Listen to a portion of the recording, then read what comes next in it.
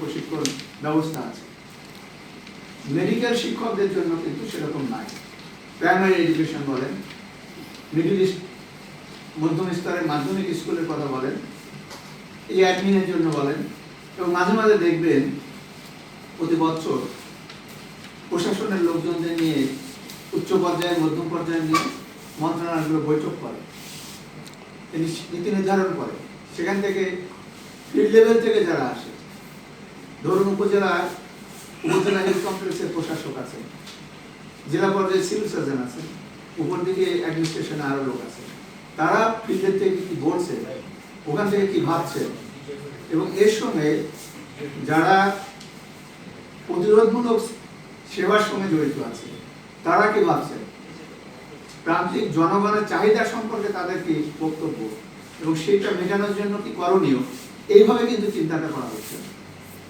এবং আরো একটা জায়গা হচ্ছে যে যেটুকু বাজেট আছে স্থানীয় প্রশাসনকে কাজে লাগিয়ে সেটাকে ডেভেলপ করার জন্য, কাজে লাগানোর জন্য স্থানীয় পরিকল্পনার মধ্যে এটা আনা হচ্ছে। এই যে বিষয়টা, এটাও আমাদের দেশের স্বাস্থ্য ব্যবস্থার এই দূরদর্শার অন্যতম একটা কাজ, এবং এই জায়গাগুলোকে ভাবতে হবে, এই জায়গাগুলোকে মাথায় নিয়ে সামগ্রিক পরিকল্পনার জায়গায় এগোতে হবে। একদিনে হবে না। আপনারা বলছেন বাজেটে কত চাই, এটা আপনারা পরিসংখ্যান দেখলেই দেখবেন। এবং একটা বিষয় খুব গুরুত্বপূর্ণ, যে সকল দেশ সামাজিক উন্নয়ন, শিক্ষা এবং স্বাস্থ্য এই তিনটা জায়গায় বাজেট বরাদ্দ বেশি রেখে তাদের দেশের পরিকল্পনা প্রণয়ন করেছে, সেই সব দেশ দেখেন একটা অবস্থায় চলে আসে। কি স্বাস্থ্যে বলেন, কি সামাজিক অবস্থায় বলেন, কি শিক্ষায় বলেন।